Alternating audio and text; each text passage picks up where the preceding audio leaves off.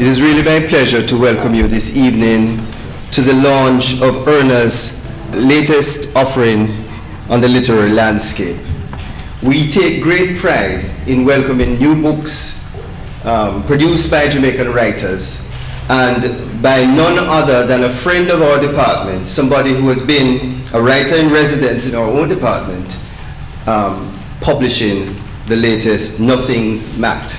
And so I just want to say to you a warm welcome.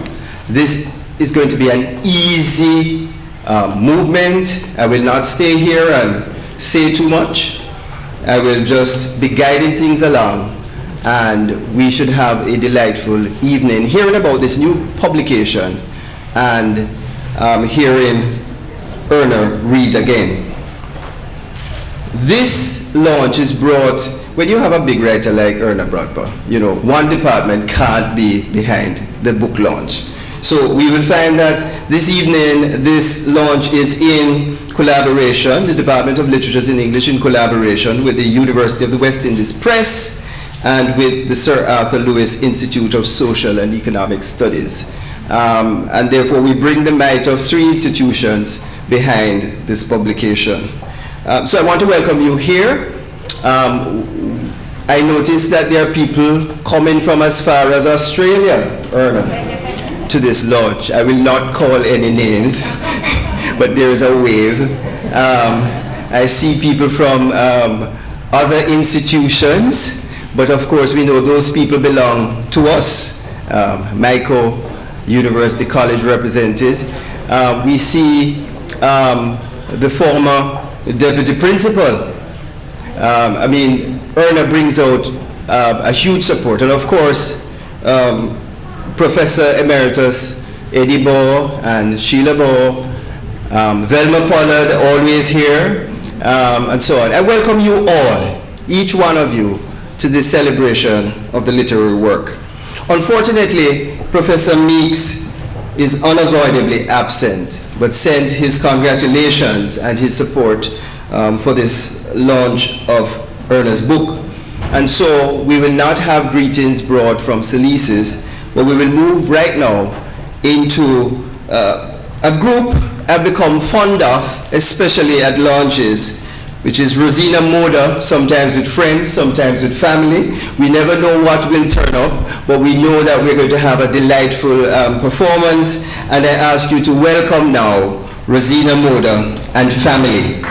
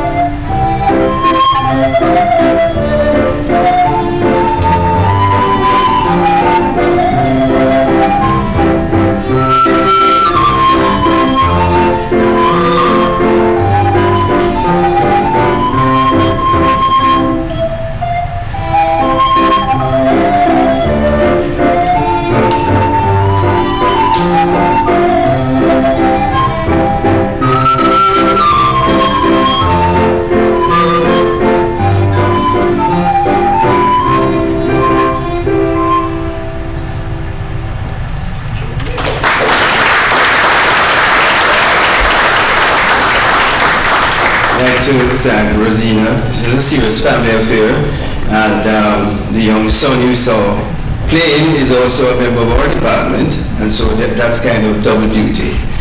Thank you, Joel, and Mom and Dad. This evening, it is my pleasure to introduce to us the main speaker for this event. The guest speaker this evening is no stranger to the Department of Literatures in English. Delia Harris is a first-class honors graduate of UWI who did a double major in Literatures in English and Media and Communications. We will not spend too much time on that other major, Media and Communications. She was one of our prize winners, and I remember her first assignment done in the first class I taught her, and there were many others after that first class. And that assignment was so brilliant that I had to read it to the entire class and to make copies. That paper was a model of sharp, critical thinking and crystal clear writing. Beyond us, she's a well-known face of Jamaican television, working as host for a variety of programs. I think I can say this without any contradiction, that she has the classic smile of Smile Jamaica. We also know her as a budding theater director and writer of plays. She has participated in many a production, and we know that with such productions as God's Way, Jamaica Torarted, and To the Finish, she has already made a mark on the landscape of Jamaican theater. She was most recently Principal Director of Culture in the Ministry of Youth and Culture, and a well-known marketing and communications consultant. I'm happy to welcome you back to the core of your being, the literary world, and we look forward to hearing your introduction of Erna's Nothing's Matt, which I gather is quite something else. Welcome, Delia.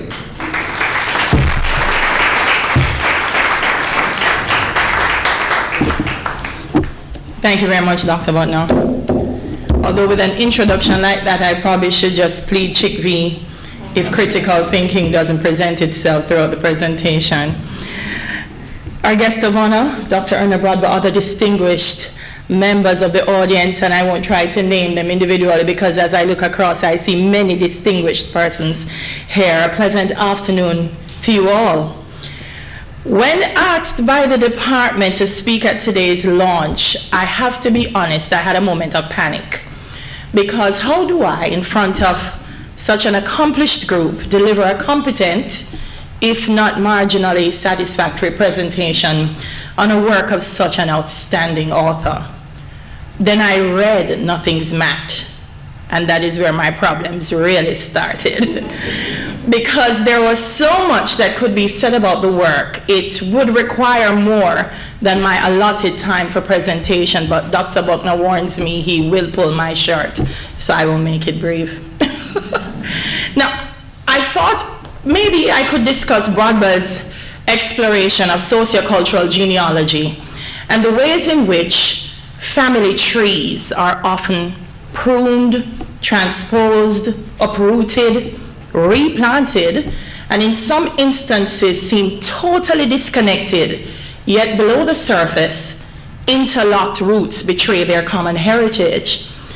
In commenting on the protagonist's A-level research paper in the novel, and this was based on her family history, the tutor writes that the literature speaks of the West Indian family as fractured, but that she might be able to prove that it is fractal. In broadening the family construct, taking into consideration the influence of our colonial and post-colonial experiences, Brodber engages in open discussion regarding unique family histories, supporting what Amy Smith in her work, Tracing Family Lines, argues is an easier approach to both understanding the socially constructed world in which family ancestors lived, as well as seeing the impact those social constructions have on today's family members.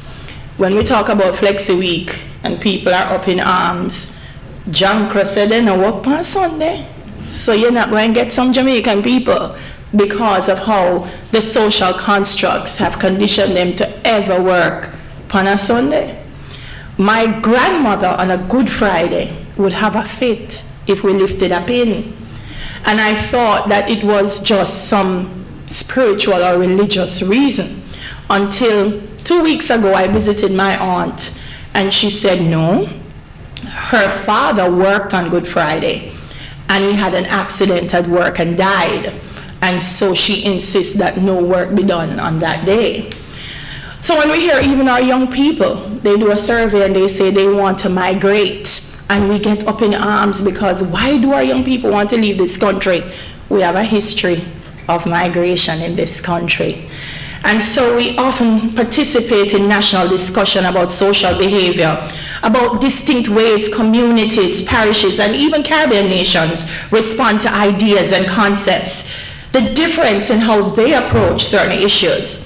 But how often do we recognize that those responses stem from decades and centuries of social conditioning, which must be factored into contemporary approaches if they are to be resolved? Nothing's Matt can contribute significantly to the way we undertake national and regional dialogue to advance the notion of integration as we continue to define ourselves as post-colonial nations. I also thought of raising Brodber's treatment of the protagonist's journey and the way in which she patterns it in a linear yet roundabout and ultimately cyclical way. Princess's safari through the forest created by the many trees and branches of our family history provides an opportunity for silenced voices to emerge, for buried stories to become unearthed, creating a maze which compels the reader to become an active participant in Princess's adventure from her past into the present and the future. As the stories move back and forth in time and space, they weave the smaller patterns of the characters' lives into the larger form of the mat. But Brodber binds the characters' lives so tightly together that the reader is not allowed to dismiss or forget them as the narrative progresses. You can almost not help yourself but to take out your pen, and I did, and literally the paper, responding to an impulse to decipher, to draw this family tree, and that you become so invested in its secrets almost as if they're your own. And is it your own? Because Brodber's stories conjure up familiar memories of whispers between aunts, hushed conversations between neighbors, a slip of the tongue by a spiteful villager, overheard discussions in the wee hours of the night when adults think children are fast asleep. All families have secrets. This, ladies and gentlemen, is another reason why Nothing's Matt is quite something. On seeing the title of the novel, I thought, okay, a mat, so that's the thing you wipe your feet on and you leave the dirt before you go into the house. Now, while having read it, the title became clearly defined, I can't help but still hold on to the notion of leaving dirt in the mat, or in another way, of looking at secrets. Now, they say a secret remains a secret until you make someone promise never to reveal it. And Brodber's characters never keep their promises. There's a modern definition of tea, which refers to gossip or personal information belonging to someone else. The scoop, news, it signifies a piece of sensitive and possibly highly sought after information or tidbit. And Erna Brodber spills not just ordinary tea, but some real Jamaican, grate it, boil it down, sweeten it, then make sure you don't burn your lips kind of chocolate tea. In this era of reality shows and scripted series, Nothing's Matt rivals the steamiest of plots, dishing out a delectable meal of siblings who aren't really siblings, siblings who are but never find out.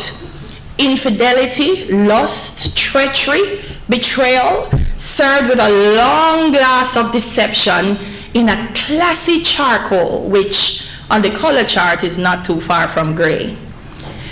And isn't that the beauty of the creative work? For as Brodber in her own words admit, while the historian, having collected his data, leaves them to move logically to a conclusion, the creative writer can impose his own sense of justice, his own feelings upon the data, and guide them to a conclusion which accords with his prejudice.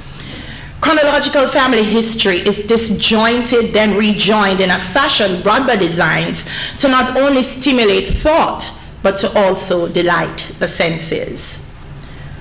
As they would say in Jamaica, nothing's mad, talk up the things.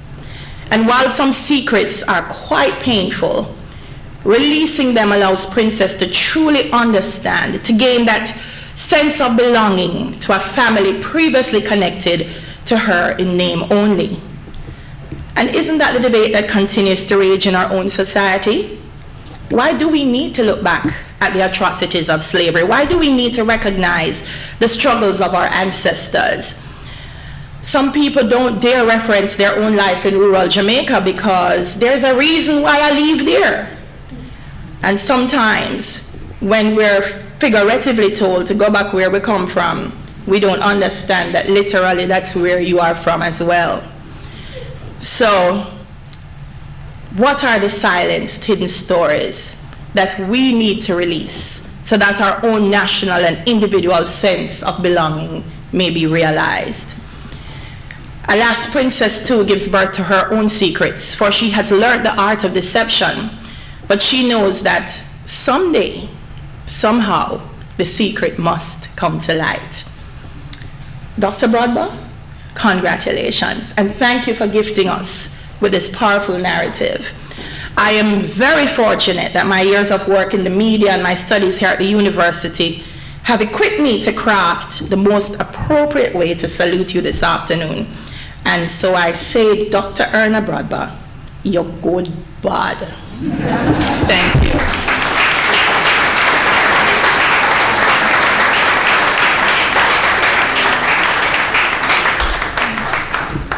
Thank you, Delia. I sat there with great pride. You see what I'm talking about? Yeah. Yes? It's now another pleasure of mine to introduce another student of ours, Joel, who is now going to perform a piece that he has composed specifically for Erna. He's a former student of Erna's workshops, and he's going to play that now. Welcome, Joel.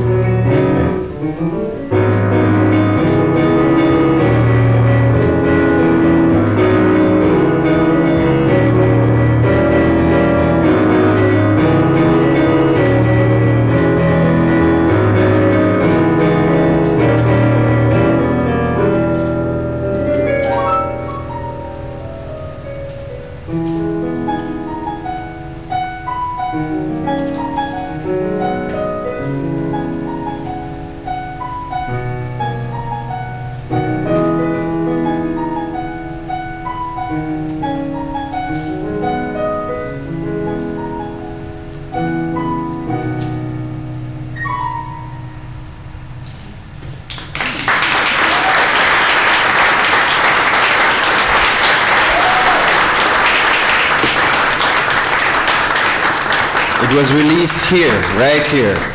First, in tribute to Erna, creativity, inspiring creativity. Could you give another round of applause to this multi-talented young man?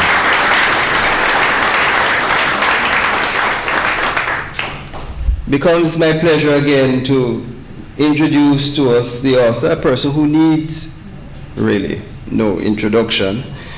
I could tell you that she's the Honorary Visiting Fellow at the Sir Arthur Lewis Institute of Social and Economic Studies this year. I could tell you she was a writer-in-resident in the Department of Literatures in English the former year. I could tell you that she's a graduate of the University of the West Indies and that she's published 5 novels of significance. I could tell you that she has the Order of Distinction, Commander Class, from the government of Jamaica. But I want to tell you a personal story of how the impact of creative writing can lead to multiple ripples across the world. Mayal, published in 1988, I read it perhaps about 1990, 1991, and the first conference paper I prepared was on that novel. That novel shook up my literary studies in a significant way. And after reading that novel, that has stood out as one of the most significant pieces of Caribbean writing, in the way that it informs how to read literature carefully, perhaps critically, perhaps politically. And it was my awakening as a reader of literature to think about the politics of the written word. And so, 6 or 7 years later, I'm at the University of Western Ontario, and I'm teaching my first year of teaching at the university level, a course in Commonwealth literature, in which I started with the Caribbean, since that's where I'm from. And it was the most exciting class I had because most of the students had come from across the Commonwealth, and they were bringing a personal interest to the study of that course. I made that book really the core of the course, and I think I started with Mayal because I felt we needed to teach students of how to read. Just last year, I stumbled upon a reference, he did not send it to me, he did not tell me, of a student who was in that class. His name is Eddie Kent, and he published last year a book entitled Corporate Character, Representing Imperial Power in British India, 1786 to 1901. In it, he pays this tribute, and I quote, "My earliest academic debts are to Michael Buckner, who inspired me to study imperial literature." But really, underneath the name Michael Buckner is really Erna Brodber. It was Brodber at the core of that course that taught Eddie how to read literature well. And to me, creativity, inspiring creativity, is at the core of what writers do. And I must say to you, Erna, that the many students who you meet in your workshops and who carry on that creative spirit, I say, let it flow, let it flow. I introduce to you award-winning writer, eminent scholar, Erna Brodber.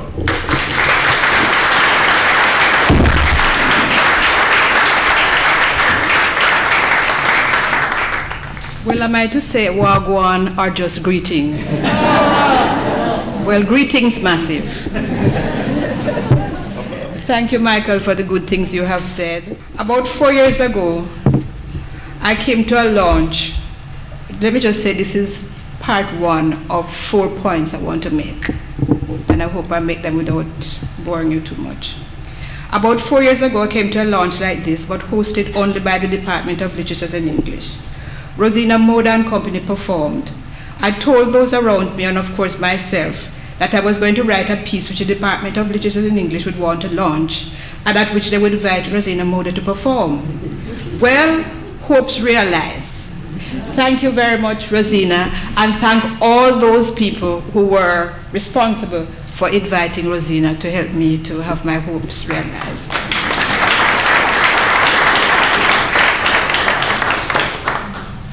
I need to thank Delia, whom I watch nearly every morning on Smile Jamaica. I won't ask her the question she thinks I'm going to ask her.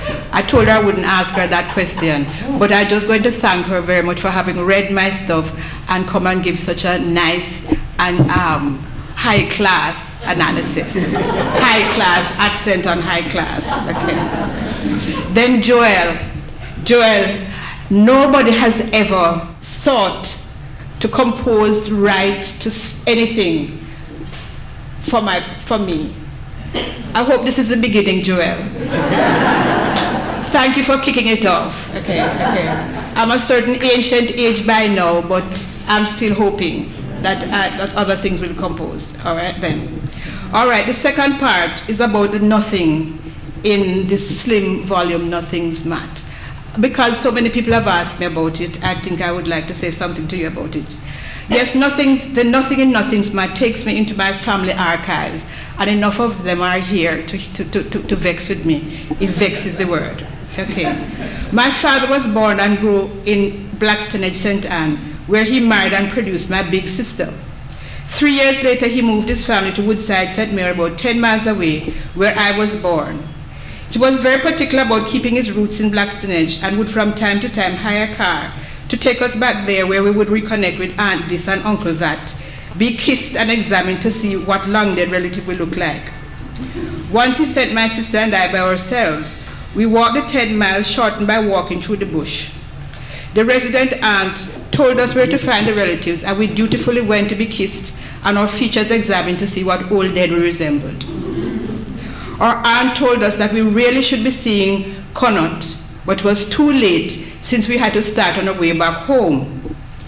Now, big sisters are sacred in my family, and I would like you to help me to give thanks to my own big sister who is here today. Velma, do you mind standing? The cover of this book here is a mat in my big sister's house. Okay.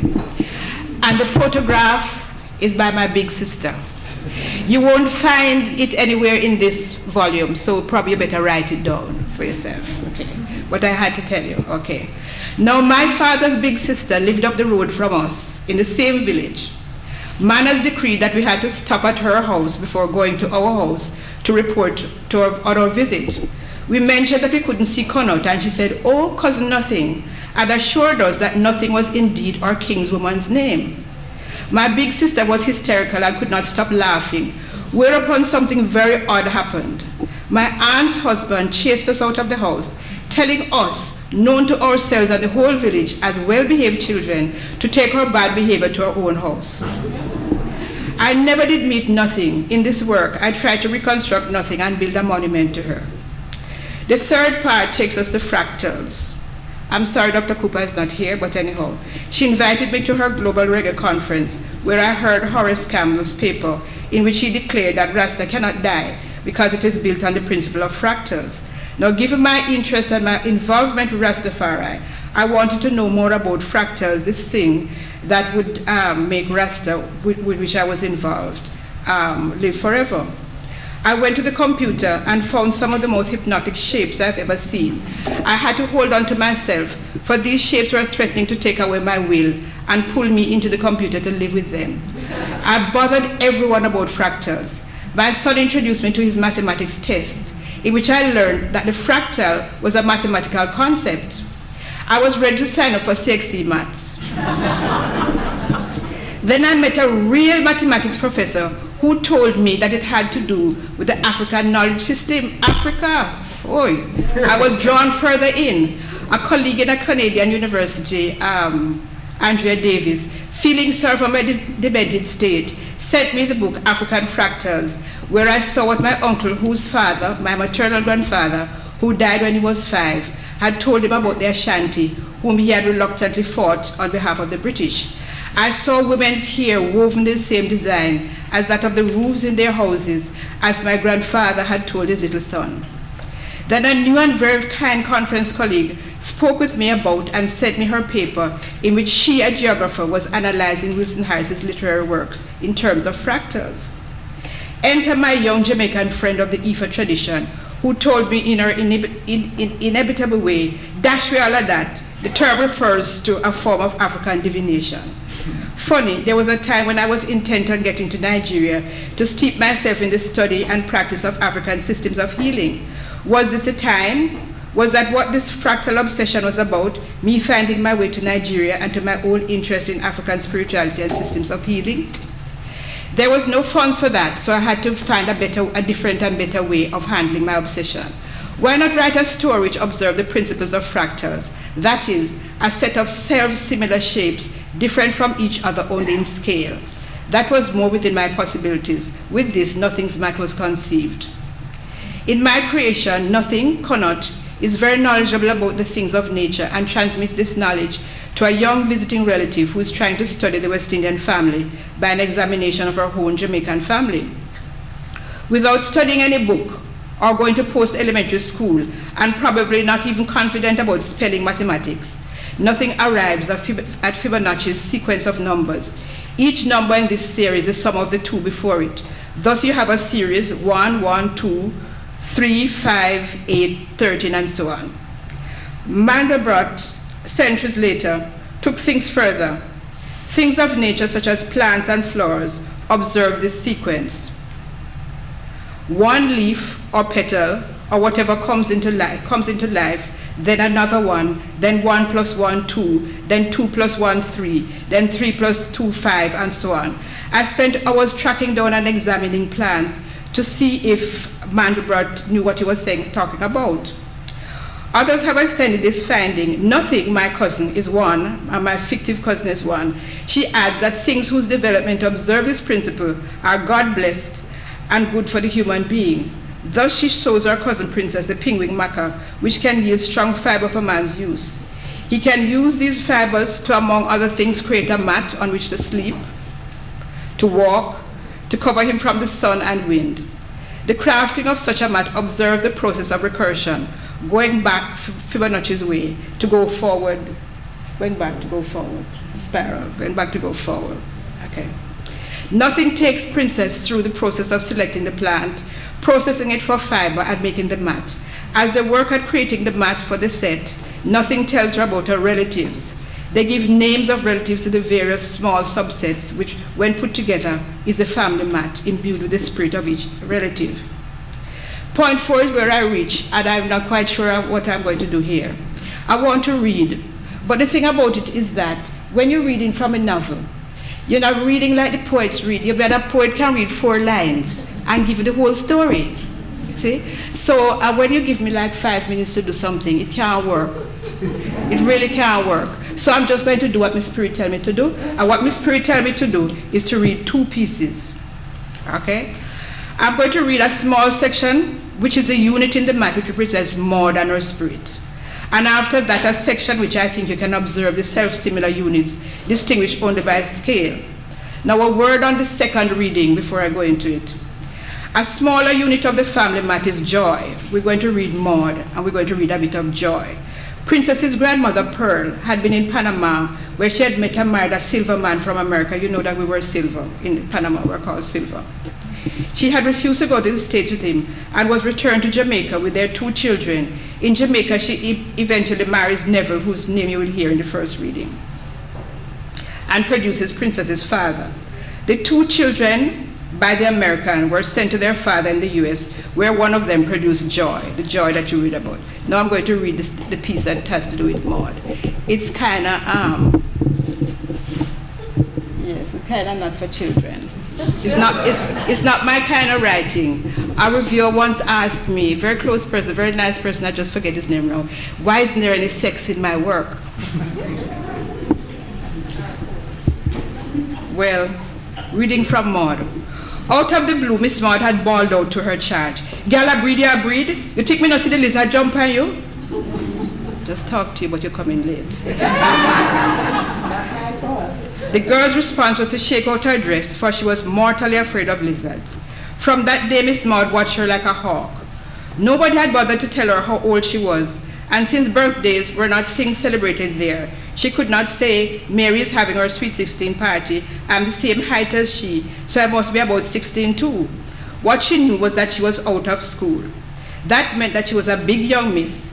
If there was a younger child in the yard, she would have a handle put on her name. She'd be Sister Clarice or Miss Clarice or even Cousin Clarice. As it was, her guardian rarely called her anything but Gal. Another day, Miss Maud crept up behind her and shouted in her ears, You see your health? She didn't feel sick, so she said yes. It was not the time when people talked about fallopian tubes and eggs in the womb and penises. Nobody had ever told her about blood coming at certain times from the same general place from which pee came. She had since last Christmas been having the blood as well as pee. She had told no one, for this was not the kind of thing that a decent girl talked about, and all girls were decent. So there was none to say to her, this happened to me too. She had simply put dry banana trash in her step-ins until it stopped. She hadn't needed to do this for some time, which meant to her that she was indeed now seeing her health. No blood was coming. It was at this late stage that the lesson came. When blood had come out of your cut, your healthy, when it now come, something wrong with you. She was really feeling bilious lately, and there was no blood. So perhaps she was not healthy.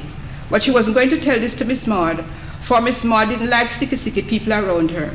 She called them delicate alabaster baby.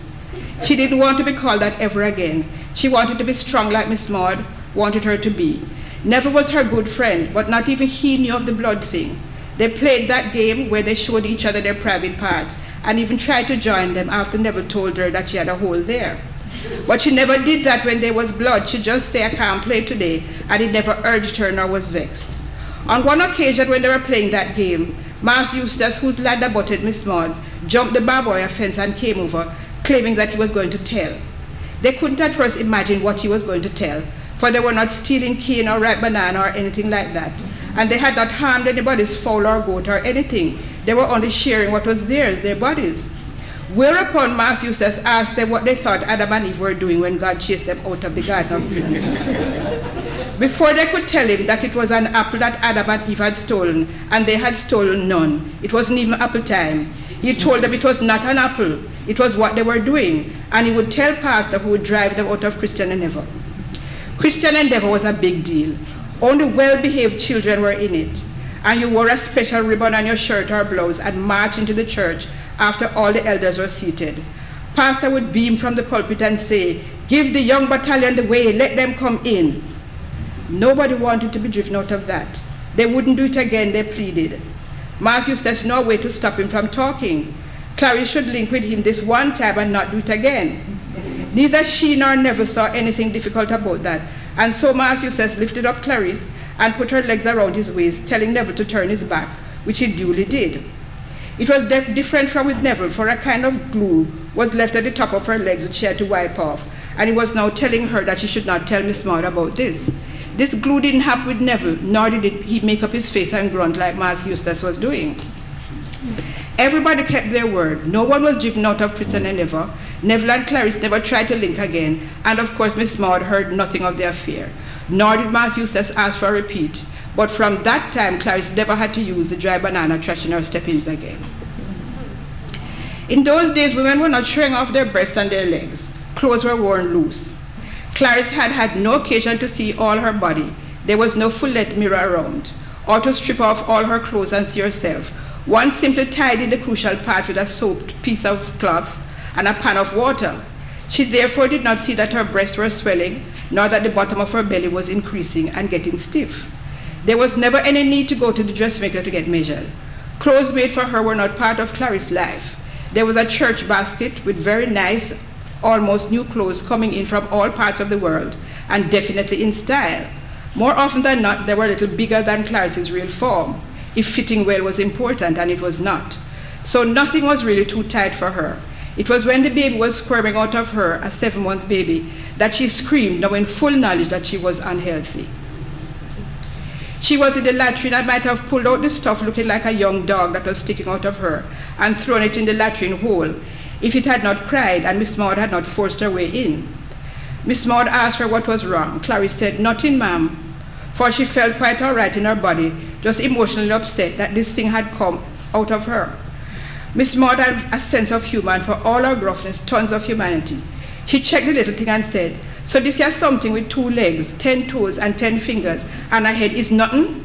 And that your baby name, girl?" After that, when people said they hadn't seen Clarice in some time, was something wrong? Miss Maud said, "Nothing wrong." In those days, women didn't go down the street pushing their bellies out and their navels sticking out like the lid of a pot. People didn't go around announcing the birth of a child unless the union between the parents had been blessed by God in the church. In this case, a blessing would be very long in coming, for Clarice couldn't, and Miss Maud thought wouldn't, even reveal the name of the person who had put the seed in her womb. So a marriage was totally impossible. If Miss Maud were of a different class, she would have found discreet transportation to take Nothing and her mother out of the district and to her mother and aunt or whoever. But she wasn't. So people couldn't avoid hearing a baby cry and couldn't help but know that a baby existed. When they asked questions, was Clarice all right, or if what was making that noise, Miss Maud said, "Nothing," leading people to make comments like, "Nothing over Miss Maud a ball. Here, nothing there, ball." It was Parson who forced himself into the house, ostensibly to find out why Clarice was not a Christian endeavor. It was he who described linking to her and asked her with whom had she linked. Neville's name came up, and so did Mas Eustace. Parson preferred Mas Eustace. Neville was a little boy, not even out of school as yet, and had got a half scholarship to a little-known private school, but high school nonetheless. His parents were solid members of the church. Parson didn't want to spoil his future nor the reputation of his family. He wasn't even asked about his role in the linking. It was Mas Eustace whom Parson confronted. Yes, there had been that link, but had only been on one occasion, just one, so it could not be his seed that had borne fruit. They could give the baby his name, but they would get nothing from him, nothing. Miss Maud wouldn't take the name, so the baby took her and Clarice's last name, Walker, a name she had given them when they came into the village. Miss Maud, Clarice, and the baby were the big joke in the village. Naturally, the name Nothing stuck to her, even though she had a birth paper which said June. That is...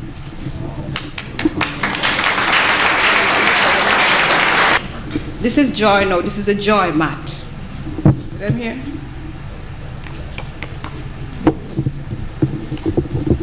I postponed my tutorial and went to collect my cousin from the airport.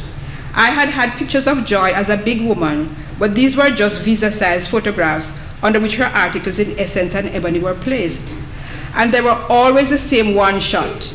You could see that her hair was sold, but there was nothing else very distinctive. I had sent her a full picture of myself with my hair cornrowed. She knew me. I did not know this aristocratic-looking woman who rushed with open arms to me after she exited the terminal.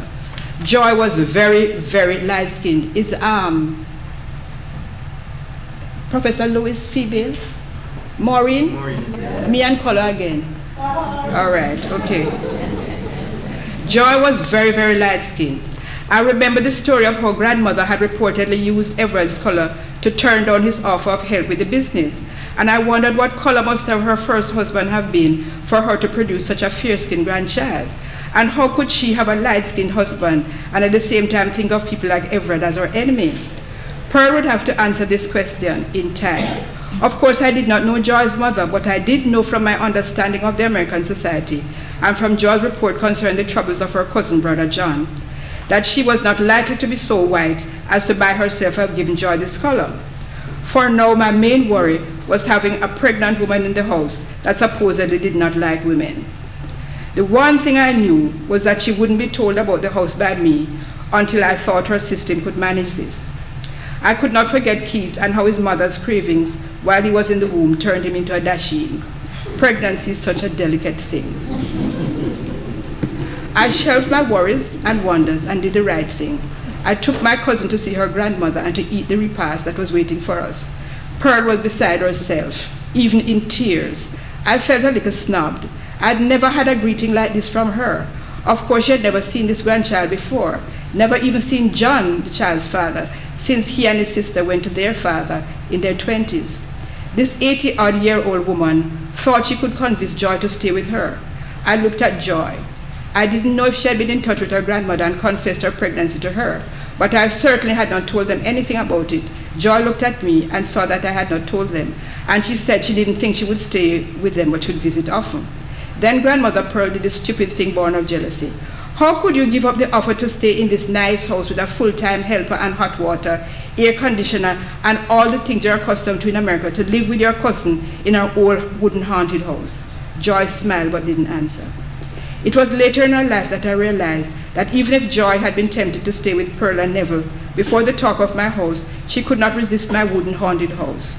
Joy had come to me to experience on her behalf and on behalf of her unborn baby all that she had read about Jamaica. And that, of course, is rural Jamaica. We all know that. Rural Jamaica. That is not in the script. I'd be just talking that. She wanted to be shut in for 9 days after the baby's birth. She wanted him or her bathed in a pan with a silver money in it. She wanted to drink, how dreadful, castor oil to help the baby through the passage. She wanted to drink mint tea and wanted the afterbirth planted under a tree here. She wanted folk things that I had never heard of. No cesarean section for her. She wanted to push out her baby herself and wanted it delivered by a local midwife. She, only having read about these things, was sure that a house cleaning ceremony would clear away any bad spirits. When she actually got into the house, she declared that there was no bad spirit there. If they had been there before, they had vanished at her coming. It was then that I learned that we in Jamaica were not the only people who had crazy ideas about the supernatural.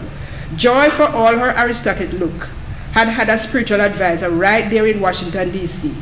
He totally approved of her coming to me, and she had been blessed with olive oil and even goat's blood right there, the capital of the most significant country in Christendom's world. I introduced her to the mat. In fact, I told her it would be by her bedside. She sat on it, rolled on it, and said, "This is what Vincent saw." This Vincent was her spiritual advisor, and she added, "The only thing is that I'm to stay away from the flesh of chickens while I'm here." I thought I had told her about Nothing's revelation concerning my eating of the flesh of fowls, but clearly I had not.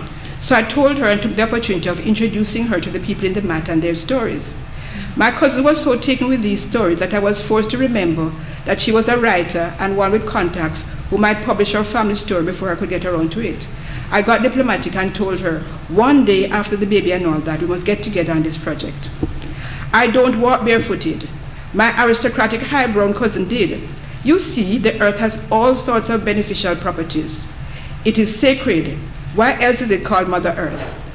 Pity and gratitude had sent me to visit Everard, and I had found him in the same golden age home in which he had put his father. At Easter, we take Easter bun for him, at Christmas, chocolate tea and flat bread. With him, I had walked out the brother part of the cemetery at the home. Brother is a euphemism for the part of the cemetery where those who really don't belong, whether by not being christened Anglican or by having been a charity case, are buried. And we did find Samuel's spot and a little marker that Everett had placed on it, so we were friends. But I hadn't managed to get him to come back to the house, which was now mine, and which I suppose, from what he had told me, held a lot of pain. It was on one of these days when this brown cousin of mine was walking with her planters and 10 toes on the earth, sucking up all the goodness from Mother Earth, that Everett chose to visit. I saw the shock on his face and took him to my bench in the maze to regain his composure. "It will be all right," he said. "It won't happen again." And I knew what he was talking about. He had just seen his mother in her final days, brown like my cousin, in the flush beauty of pregnancy like my cousin, barefooted like my cousin, and perhaps dressed like my cousin, for Joy did wear some long, expensive-looking Indian cotton outfits, which looked just as out of step with my yard as those of Doris, daughter of Captain Smith, must have looked. I knew, too, that he would be praying to his Christian God for us, and that all would be well. He asked questions such as, "Is she looking after herself?" I knew what that meant, and I could tell him that the seer never left us, and had even found a midwife for us. I didn't tell him, though, that I had gone further than that for a bush of ears and wall of eye. What I wasn't telling anyone was that I had found a gynecologist obstetrician for my cousin. She was quite content with the midwife, but I was not. I'm a Monday, Wednesday, Friday teacher, and I took my cousin in with me on Fridays, ostensibly to see her grandmother and to help with the grocery. The boy whose eyes used to follow me around was back, and he was a gynecologist. I had to get Joy to believe that my taking her to Junior was a ploy for me to try my hand at getting him to notice me. He quite understood. Nevertheless, things started to happen for us too, so that those Fridays on which he poked around in Joy's privates became days of peace, love, and excitement for the three of us, as lunch and laughter usually followed the gynecological examinations. Then another lovely thing materialized. His good friend, whom I knew only by sight, took to being part of our party.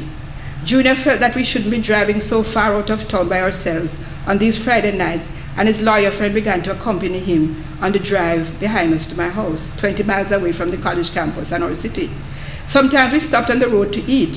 Sometimes they ate at my house. Sometimes they even stayed over to enjoy the company of these weird cousins. And the cousins got more weird. I had heard of men having sympathetic reaction to the pregnancy of their wives. Never thought it would happen between friends and cousins and of the same sex. If you hadn't been told that my cousin was pregnant and 5 months gone at that, you would not know, for the telltale signs of pregnancy, the big belly was not a thing for Joy, though Everett, accustomed to seeing his mother pregnant, had guessed incorrectly. All Joy had was a spread of hips, but if, like all of us, you did not know how her hips were before, you couldn't even know that her hip size had changed. We had to take her word for it, that there was this new spread of hip, and that was due to the making of a baby. I, on the other hand, was having difficulties getting my skirt to hook, and my blouses were gaping in front. It was Junior's stupid name for a big old doctor, who noticed the change in my body and laughingly said that I looked like I was in the early days of pregnancy. The weight wouldn't go off no matter how much walking I did. So it was I who looked pregnant. Looks were one thing, I could manage that. What was a bother was the sleeping. Even in classes I was sleeping, so that my students were sorry for me and asking if the driving to school wasn't getting too much for me. They seemed to believe that I was indeed pregnant, certainly in some delicate physical condition. Joy decided to help me. She was as qualified in teaching Black history as I was, and more popular than I, for several in Jamaica and among my students knew of her articles in Ebony and Essence, and were very happy to have this personality in their program. So here was the pregnant one full of energy, and the non-pregnant one at home sleeping away like a proverbial bear hibernating. Junior said that every woman carried her pregnancy in her own way, so it was not odd for Joy to be so active. The odd creature was me. I think I would have completely lost it if the nothing in my womb had taken to kicking me. This was the point at which we shifted, she finally showing the signs of pregnancy. And of course, Joy was not quiet about it, motherhood being such a natural and happy community affair. Anybody's hand was invited to feel the kicking. Jeremiah was called in from his farming task to put his hand on Joy's belly and feel the kicking. And this child felt as if it were not just kicking, but running down the football field and heading ball. I was glad I was not asked to share this aspect of pregnancy, but I tell you, when the birthing time came around, it was I who was dilating. I shared this with Junior, who took the opportunity of arriving at facts about my sex life, which I didn't intend to reveal to him. What I was feeling was not dilating, but a sexual craving. And he said knowingly, "You mean you have never felt this before? My dear virgin, you're as the man in the street would say, juicing."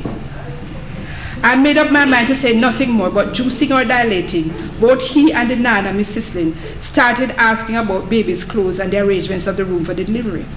I was in the room for the birthing, and I can tell you that I felt pain. I will not say that I felt as much as Joy, but I know I felt pain. Joy's daughter came out and was wrapped, and without being cleaned of all her blood, put on Joy's chest. All the pain left her face. I felt it continue in mine. Then the oddest thing happened. Have you ever peeled a tangerine and found at the top of the pegs a whole little set of tangerine pegs? This little set of pegs looks just like the normal set of pegs, except for their size. They're about 100 the size of the real tangerine. It used to delight me to see this extra little set. I used to call them the tangerine's babies. Joy's daughter was, they said, a normal 8-pounder. The afterbirth would not come. As Miss Sislin took the baby off Joy's body to clean it, she was shocked and disappointed to hear the good, mild, and decent doctor blaspheme to say, "Backside, I can't believe this," and order Joy to push again. As if Joy were a pit, the two of them, Junior and Miss Sislin, were peering into her now distended privates and pressing the top of her stomach. Out came a little something, no more than 3 pounds, but crying as loudly when slapped as the 8-pounder had. "I never expected this either," was of course Joy's comment, for she had noticed Junior's shock. I was reminded of her grandmother's stories of her baking and how she would make miniatures of whatever order she was filling for her own children. Judd and Sally, who would put these on their own latter, and she would stick this in the oven with her other things. Herbert had mentioned her doing this for him and Pauline. though grandmother had not mentioned this to me. I suppose she wanted John's daughter Joy to feel special. Grandmother and her flirting again, and me and my jealousy again. Well, here was the miniature, and I took Joy's comment in the same light, something specially arranged for the immature who cannot do it all by themselves. Princess, this is yours. She had taken to calling me Princess, following Junior. Luckily, she didn't know that sometimes under his breath it would be Princess Virgin. He joined in. Princess, you have been carrying this pregnancy too. This is really yours. Miss Sislin said nothing. Looking after 2 babies was more rewarding financially than looking after 1. But I stumbled, I'm not prepared. Nonsense, says Junior, I'm here. Am I not to profit from this harvest? I have no children. This is the parson's cake. For Joy's sake, he explained. At every wedding, there's a special little cake sitting on top of the layers of cake. This one is for the officiating priest.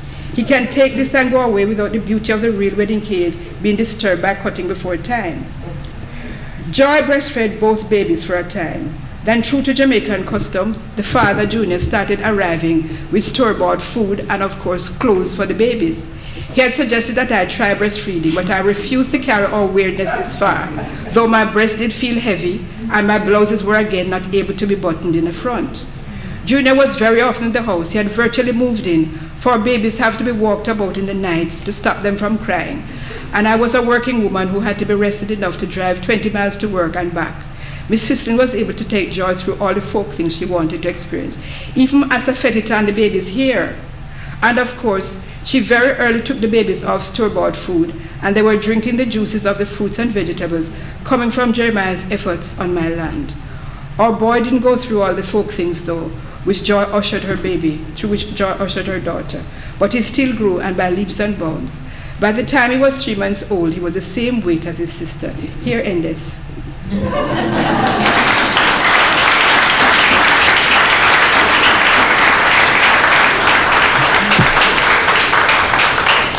And having gone through fractals for about 2 or 3 years, I hope you see the self-similar but different sizes.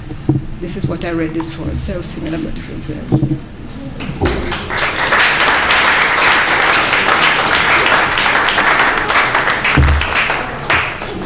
Thank you so much, Erna, for giving us a taste of the book.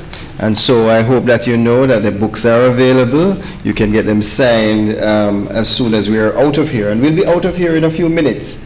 We're going to invite Erna to come back to present books to different representatives of different libraries. We're going to begin with the UWI Main Library, the National Library of Jamaica, the Jamaica Library Service, and the Calvin McCain Library of the University of Technology, in that order. The representative from the UWI Main Library. Thank you.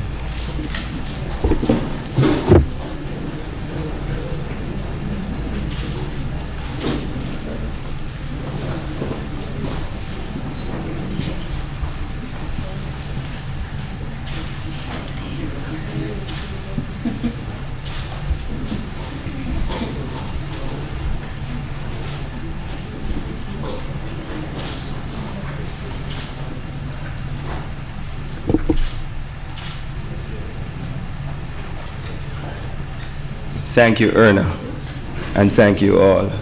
Now it's just left to Linda Speth of the UWI Press to bring closing remarks on this wonderful occasion, and I just invite Linda at this time.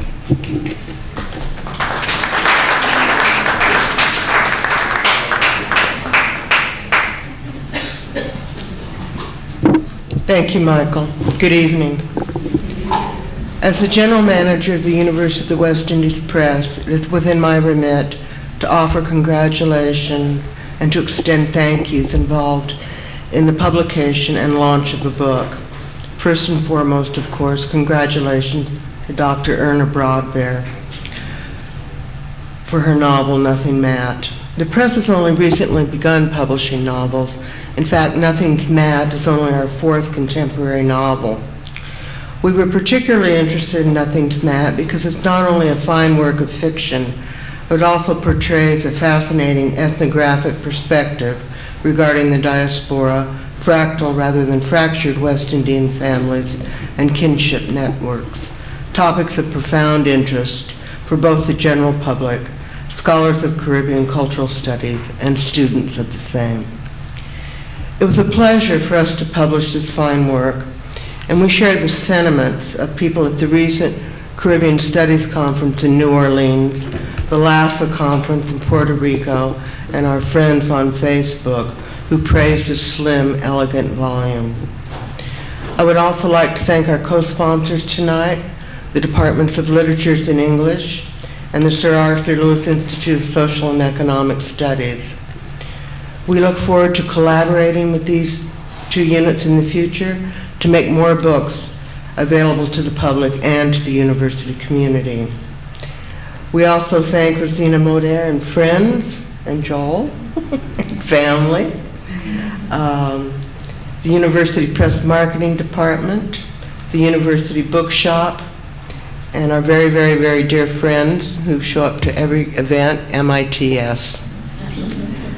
A very special thank you also to Velma Pollard, who provided the photograph of her map for the cover, an appropriate familia offering for a book about family. The printed book is available for sale tonight at UWI and Kingston bookshops, and electronic versions are also available in the Kindle and Kobo stores worldwide. Thank you. Enjoy.